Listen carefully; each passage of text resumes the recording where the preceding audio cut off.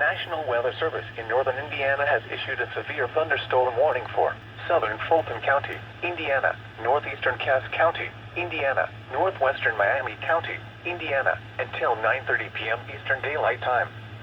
At 8:37 p.m. Eastern Daylight Time, a severe thunderstorm was located 7 miles southwest of Rochester, moving southeast at 15 miles per hour.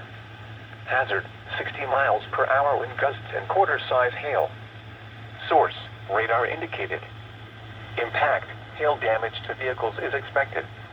Expect wind damage to roofs, siding, and trees. Locations impacted include Rochester, Mexico, Denver, Fulton, Macy, 12 Mile, Nana Lake, Deatsville, Lake Manitou, Gilead, and Marshtown. For your protection, move to an interior room on the lowest floor of a building. Repeating, a severe thunderstorm warning has been issued until 9:30 p.m. Eastern Daylight Time for the following counties in Indiana, Fulton, and Miami.